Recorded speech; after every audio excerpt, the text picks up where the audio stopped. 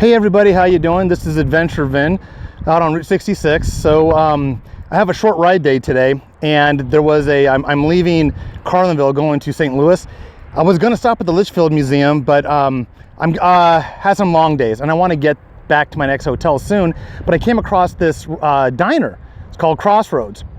It's in the city of Mount Olive off of exit 44.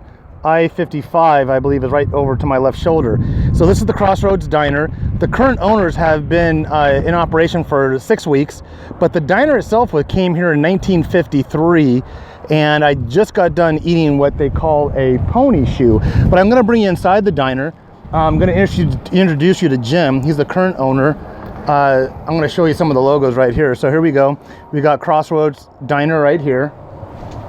It's really open area too. If you look around, plenty of parking.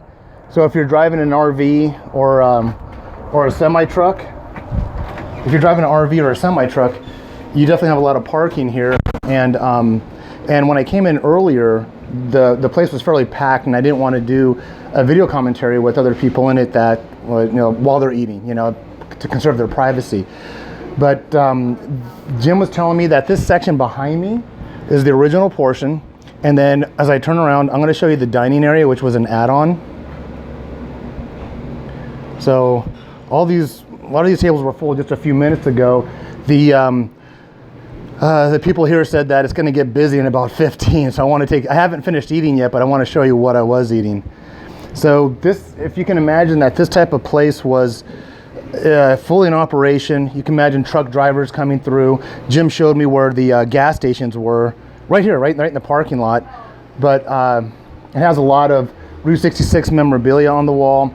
They're going for a real good retro theme, where you got the classic mustard and ketchup bottles and sugar dispensers. And this is the type of find that I was really looking forward to, that you don't see a lot on maps or in guidebooks. These places are out there, and they're just as important and just as meaningful and fun as the ones that you always see on YouTube, the ones you always see in the guidebooks. This is the Chain of Rocks Bridge. I'm going to see if I can get Jim to tell us more about it. This is where I'm going to next. I did my helmet cam video on that. It's a very historic bridge. You can look it up. I may or may not hit that today for some particular reasons, but I'll tell you that in a second. They got a lot of, this is a cool, I'd love to have something like that, which says motorcycle on it, motorcycle license plate. So it's family owned and operated. He has some of his family members working here. One of the little nice fine touches he does, he has these suckers, and he puts these out there free for the kids. But he just told me that the adults are not shy either. They'll make sure that they get one on the way out, and no one is denied a sucker. But when I came in here, let me back up this way. If you see how these horseshoe tables are designed with these stools, these are some of the designs I was showing you in the streetcar cafes, the ones that were either fabricated or they were more or less a museum piece where you cannot actually go in there. They were not operational. But when I saw this is all original it started in 1953. It became open for operation in 1954, I believe Jim said.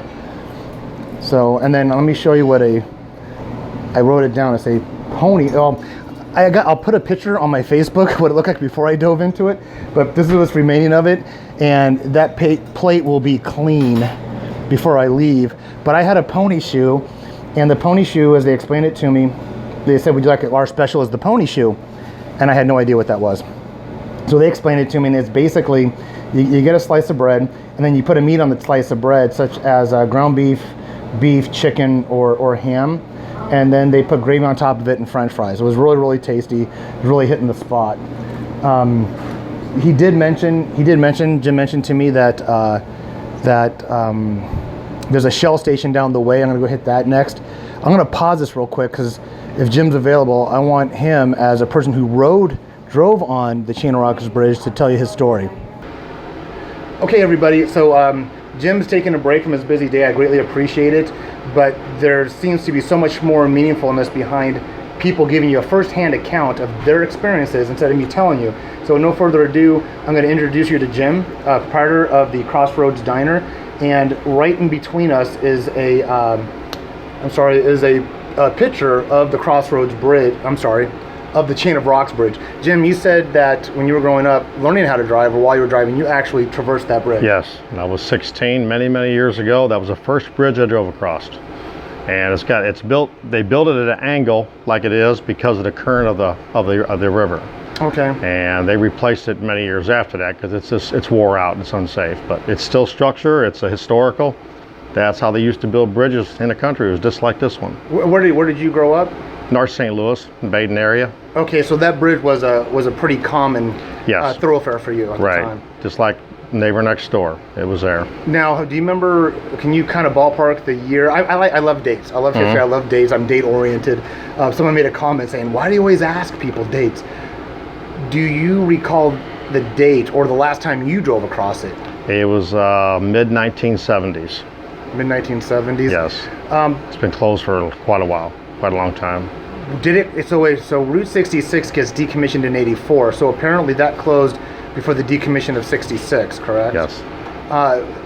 Because it's such an iconic thing for me as a traveler, actually seeing it, kind of crazy. I came out from Santa Monica. It's iconic for me, but when it closed, was the community or yourself where you're like, that's too bad, that was a cool bridge, or were you guys ready for a new bridge? Ready for a new one. There was a lot of problems on it. Traffic, longer truck vehicles used to travel it, and they had trouble getting around the curve. You can see this, they got the angle on it.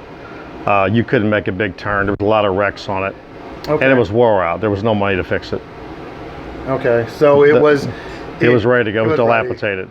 And what is your familiarity with it today? How is it being used, or it's not being used? Just closed down.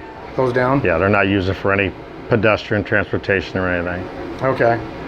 All right. So I know at one time there was some pedestrian things, but so I guess the best way to really get a idea or a personal experience with it is almost like what I did. There was a freeway that kind of runs parallel to it to the north. Mm-hmm. And